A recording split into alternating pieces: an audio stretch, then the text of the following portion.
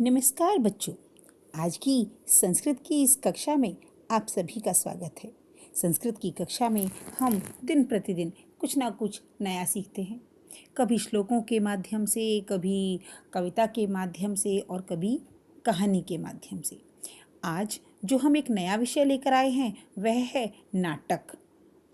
और नाटक के द्वारा हम किस कहानी को पढ़ेंगे, समझेंगे, उससे पूर्व आवश्यक है कि हम उस कहानी के मुख्य जो शब्द हैं उनके उच्चारण को समझें, क्योंकि नाटक में शब्दों के उच्चारण का विशेष स्थान होता है। नाटक में संवाद के माध्यम से कहानी आगे बढ़ती है। तो चलिए शुरू करते हैं बिना समय को बर्बाद किए कुछ शब्दों के उच्चारण पर और उनके अर्थ पर। जैसे पति रूपेण, पति के रूप में। शब्दार्थ आपकी पाठ्य पुस्तिका में है, आप आसानी से उसे लिख सकते हैं। यहाँ आपको बताने का और समझाने का उद्देश्य मेरा यह है कि आप शब्दों के सही उच्चारण को समझें। एतत्, एतद् अर्थम, एतद् अर्थम। इसके लिए अवांछत।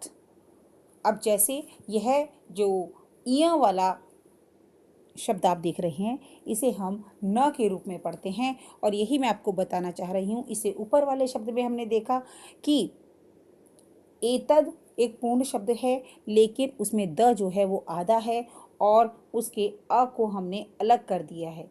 आधा शब्द कब बनता है? जब किसी भी व्यंजन में से स्वर को अलग कर दिया जाता है। एतद अर्थम। अवांछत, चाहती थी। मात्रे, माता से। चिंता कुला, जिसे हम चिंता अकुला भी कह सकते हैं। चिंता कुला। मनीषिता, चाहा गया। तादृशः, जहाँ पर भी विसर्ग हो ह की आवाज़ आती है। तादृशः, वैसा।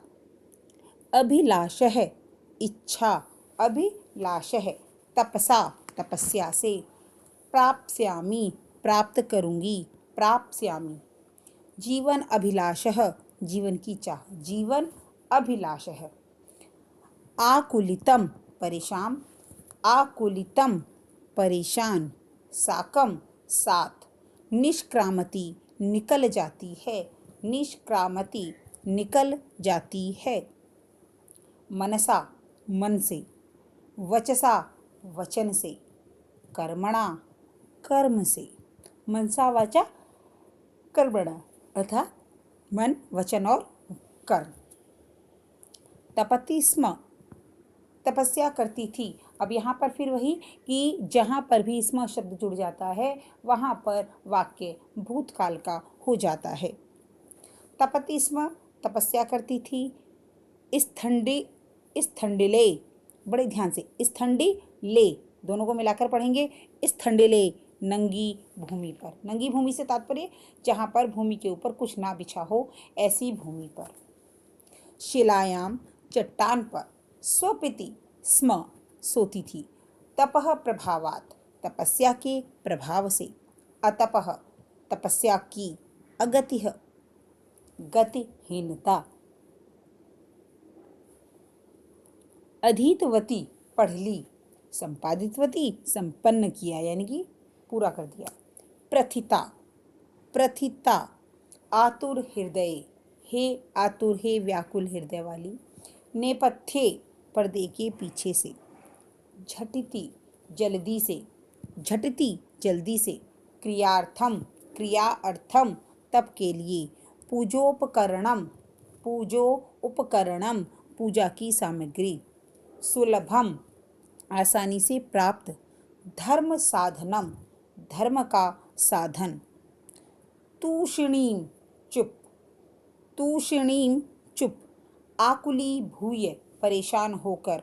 उपहसति, उपहास करता है। अन्यथा, अन्य प्रकार से। अन्यथा, अन्य प्रकार से। शमशाने, शमशान। शमशाने, शमशान में। अंगरागः, अंगलेप। मतलब जो शरीर पर लगाया जाने वाला लेप होता है उसे कहते हैं अंगरागः। परिजनाः मित्रगण, परिजनाः मित्रगण। भूतगणाः भूतों की टोली, भूतगणाः। वाचाल बड़ बोला, अप्सर दूरहठ, यथार्थम वास्तविक, पाप भाग पापी, पृष्ठतः पीछे से, परित्यज्य छोड़कर, कंपते कांपती है, प्रीतः प्रसन्न, संकल्पेन संकल्प से, अद्य प्रभृति, अद्य प्रभृति अर्थात आज से प्रारंभ होकर, आज से लेकर, क्रीत दास है खरीदा हुआ नौकर, क्रीत दास है, क्रीत दास है। विन तानना, विन तानना नीचे की ओर मुंह करके, मतलब वह जो है हमने पढ़ा था कि पार्वती शर्माती है, लज्जाती है, तो जब उस समय वह मुख जो है अपना नीचे कर लेती है तो शब्द है विन तानना। विहसती मुस्कुराती है, विहसती मुस्कुराती है।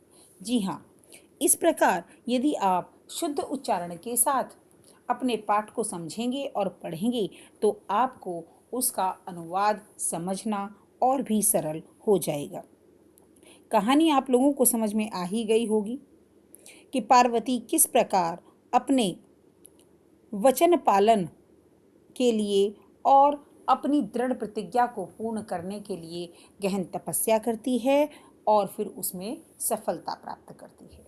और इसी सफलता के कारण उसे अपना लक्ष्य प्राप्त हो जाता है। और अब हम आगे बढ़ते हैं इन एक्सरसाइज की तरफ। आपको पता है एक वचन द्विवचन हमें इसमें करने हैं।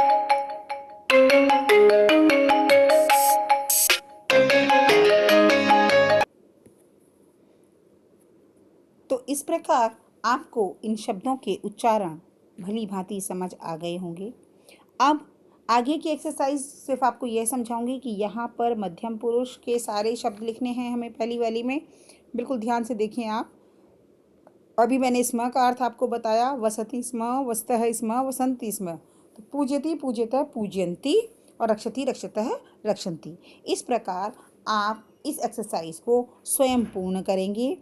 पीडीएफ के माध्यम से एक सहायता कार्य मैं आपको अवश्य भेजूंगी।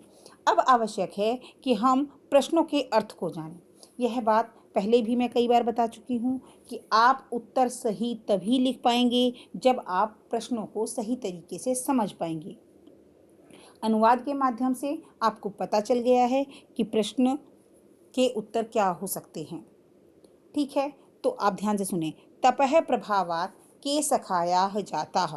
तप के प्रभाव से कौन मित्र हो गए थे? तो कौन हो गए थे मित्र? हिंसक पशु है। हिंसक पशु जो थे वो पार्वती के मित्र हो गए थे तप के प्रभाव के कारण। तो एक शब्द आया, अर्थात जो प्रश्नवाचक शब्द है उसकी जगह आपको हिंसक पशु है लिखना है। पार्वती तपस्यार्थ कुत्र अगच्छत।